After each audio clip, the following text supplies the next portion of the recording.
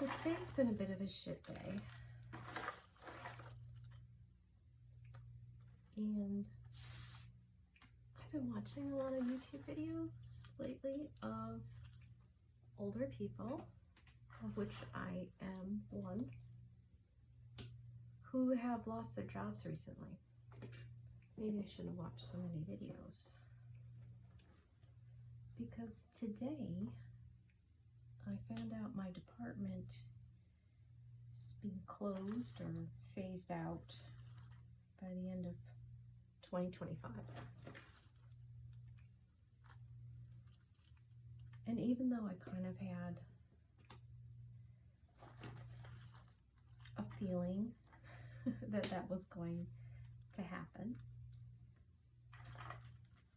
it's still a lot to process.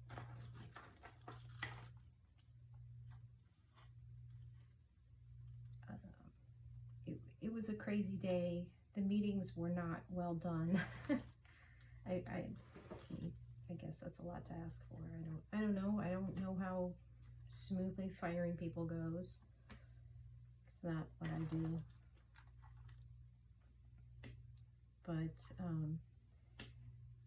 so we found out, and then they took several people to another room to let them know that they were going to be let go at the end of January. Of course, they didn't tell us that when they left the room. But you know, you kind of gathered that information, and then they kept having delays, so we had to keep sitting there without, I mean, we did know that the department was closing. We knew that, but that's all we knew. So it was kind of a little bit of agony. I mean, some people were just crying.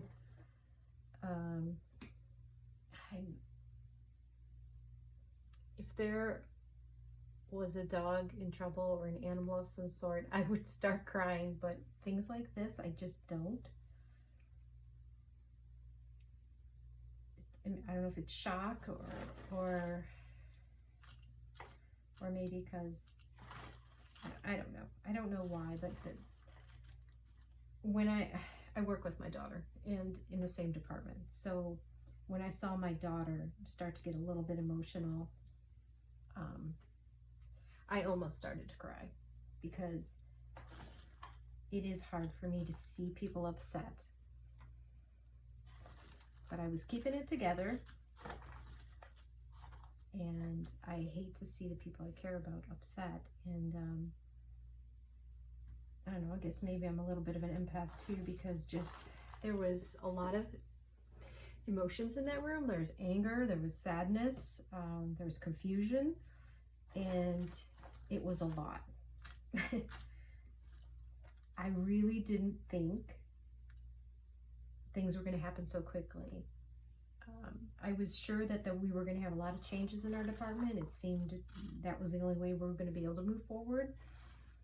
And I even thought we might get phased out, but I thought it might be over a longer period of time, maybe 2 to 3 years, because we do have contracts to fulfill. I guess they're going to work those out with customers. That's above my pay grade. So I wasn't expecting something so fast. I mean, a year, I guess that's not that fast, is it? I don't know.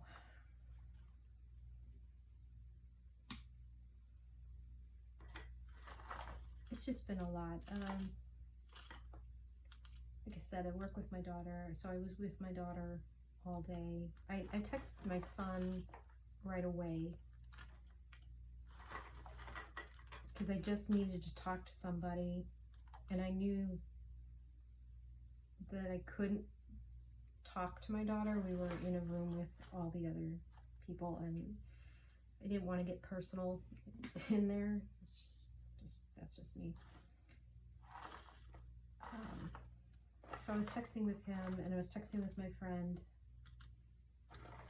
to let her know You know, I just needed to put it down in writing, I guess, to make it real.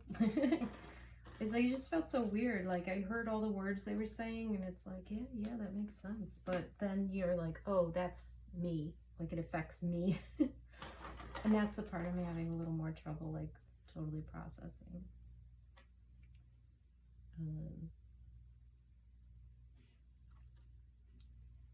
I am divorced, single, and, you know, I depend on myself only for my income, and I'm okay with that, obviously, because that's what I'm doing.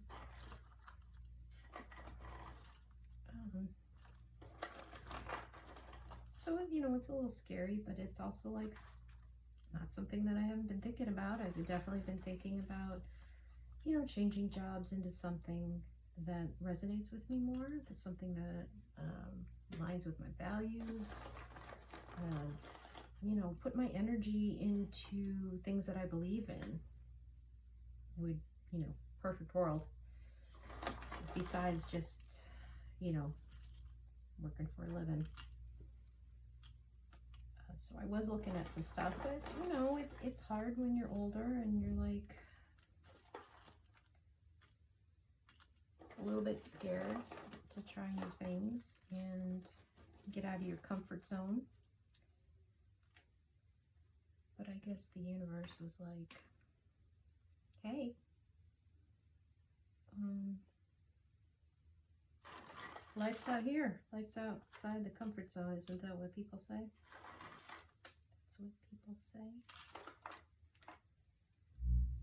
So, yeah. So for me, I was in that group that got to stay in the room, and the other people that were taken to another room were told that they were going to be let go at the end of January 2025. And I was part of the group that would be offered employment until December 2025 with a retention bonus if we stay. And then afterwards, you know, a severance and the huge, like, job placement help and that kind of stuff.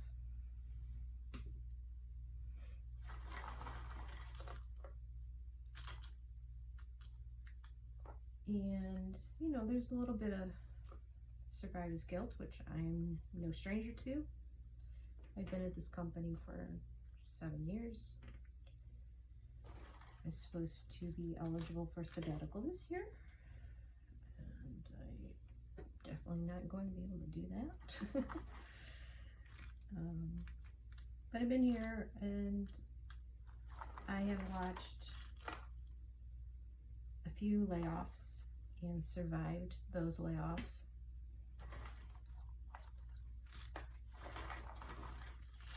And, like, I think the first one was, I had been there for 6 months, and I had just bought the home that I'm living in right now. And it was absolutely terrifying when that meeting popped up that morning, and we're like, what's this for? And as we're going to the meeting, we realized that some people had a meeting in one room and the others had a meeting in another room. It was very confusing, and some people were in the wrong room, and it was heartbreaking to watch them find out that they were in the wrong room. And I had only been there 6 months, and you're watching people who had been there for years being let go. And it was real hard. It was real hard with that survivor's guilt. And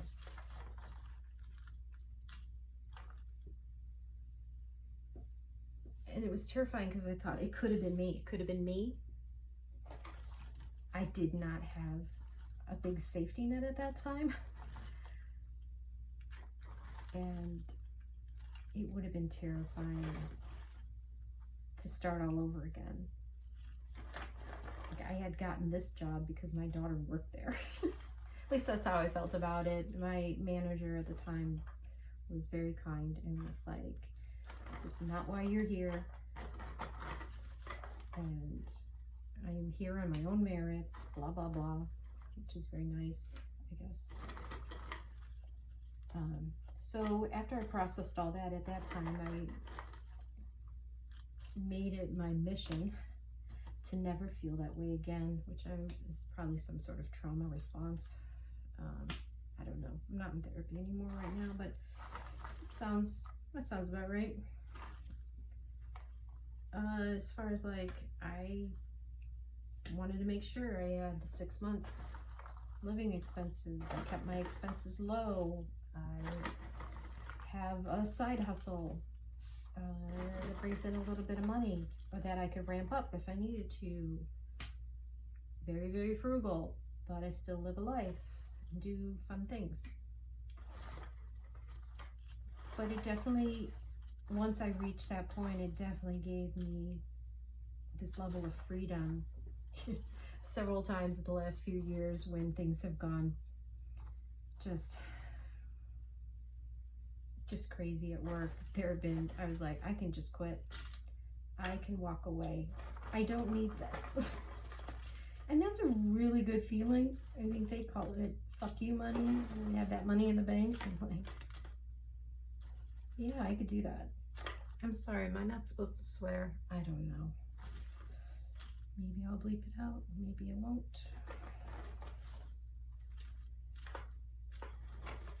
But yeah, that felt amazing. And there's been a few times this year, even, what was it? Yeah, it was earlier this year. One of my managers was like, I want you to train this person, and I was like, nah, I'll quit before I train them. They ended up leaving, so I didn't have to train them anyway. But it's kind of nice. It's kind of nice to have that, where you know where your boundaries are, where your limits are. So that's where I'm at. Like, I'm not devastated. I'm more confused at this point in the day. Like, it's been a roller coaster of feelings and emotions, and feeling really bad for the people that were just crying and really busted up, and being helpless to console them, because I mean, we work together, but I don't know what's going on in their lives, because I set aside 6 months. I just assume everybody has 6 months of money set aside and has no debt, and I just assume that's what I'm doing. Everybody's doing that. That is not true. And so there's some people in really difficult spots, and my heart breaks. It's so hard, because again, I've been there, and I just want to help people. I just want to, like, you got stuff, I'll help you set up stuff on eBay to sell what you can, right? Get some money together, pay down your debt. I was once very heavily in debt, paid it all off. Sometimes you have to make tough decisions. I moved in with my daughter, save money, but I got, all my debt paid off, and I saved a bunch of money to buy this place. So it worked out. Not everybody wants to make tough decisions like that, but it helps. It really does help. Anyway, just thought I'd talk about this, because I'm trying to vent in pieces, and it's really not working, because I'm still processing everything from today.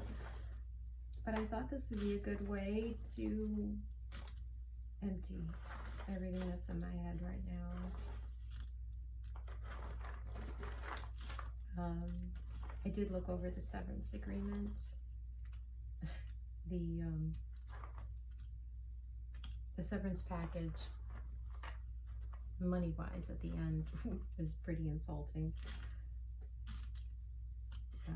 Not happy about that. I did not get the email with the retention bonus. So I hope it's not as insulting, because otherwise, if it's not pretty good, I don't know what the incentive is to stay.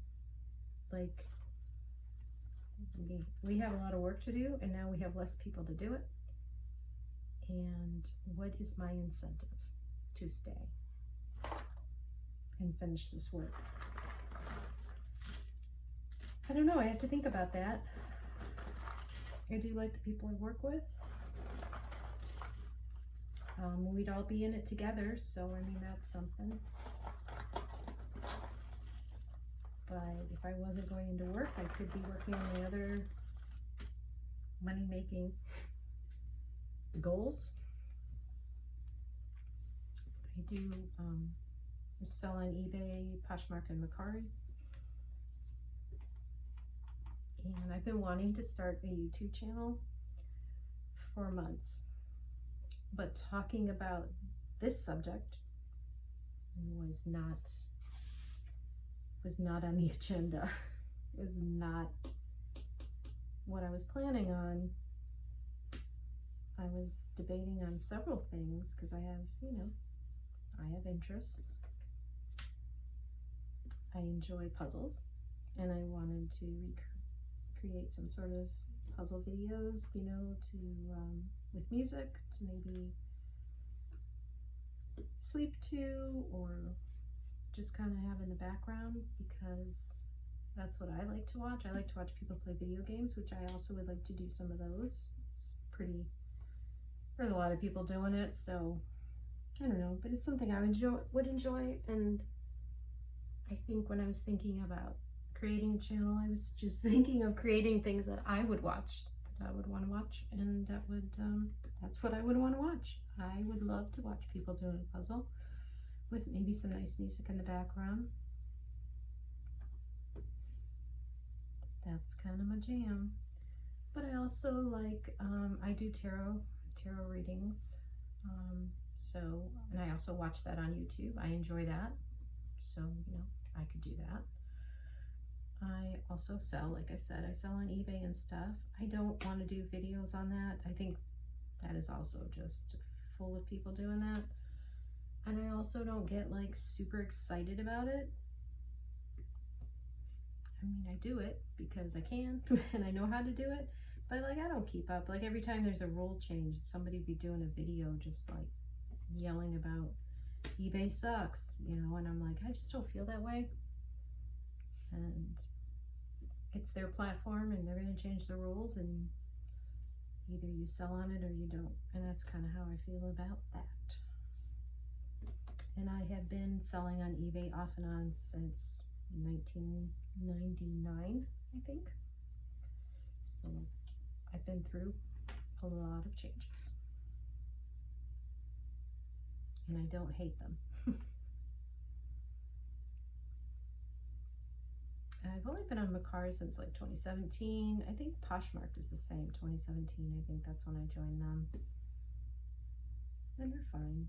I mean, they each have their own quirks. But I didn't necessarily want to do a channel on that either. I think that's pretty much covered. And I don't really enjoy watching that content anymore. There's some people that do a really good job at it, and that's awesome. And they should keep doing that. But when thinking about what I wanted to do, like I said, I just want to put stuff out there that I would want to watch, and that I do watch. Not that I watch my own videos, but if I'm watching stuff and enjoying it, then there must be other people that's looking for stuff like that. And just deciding what I want to do.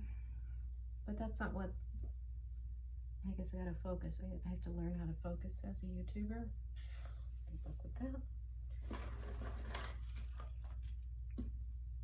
But I love puzzles, so I kind of like to do that. I don't know, I didn't plan on talking while puzzling, so I don't know. Do people want talking during puzzles? I don't know if I want that. I don't know if I want to do it.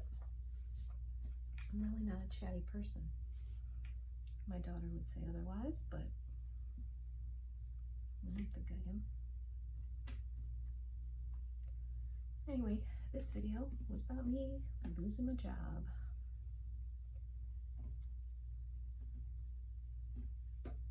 I haven't lost it yet anyway, but this is day one. I just found out today, and it's been really good actually talking about it to nobody and just kind of saying out loud all the things that have kind of been on my mind about it. I was kind of listening to what everybody else had to say today. I didn't really have a chance to talk about it because I think it sounds really arrogant to say, "No, I'm fine.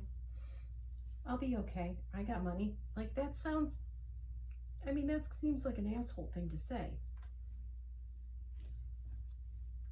And even though I'll be fine, that doesn't mean I'm okay with all of this. I'm not okay with how everything went down. I'm not okay with it. And for lots of reasons. Part of it is because it wasn't my choice. I think that's human nature. Like, it wasn't my idea. Like, if I had gone in there and quit today, I obviously would feel differently. And the end would have been the same. Like, I still would have been out of a job, but, you know. You know what I mean. Anyway, thanks for listening. I'm not even sure how much of this got in the camera zone, so we'll figure that out, but I really didn't want to talk in the camera because I don't know how to do that. I'm old. I don't want to do that stuff. It feels weird. Okay, maybe I'll give you an update on day 2 and see what happens.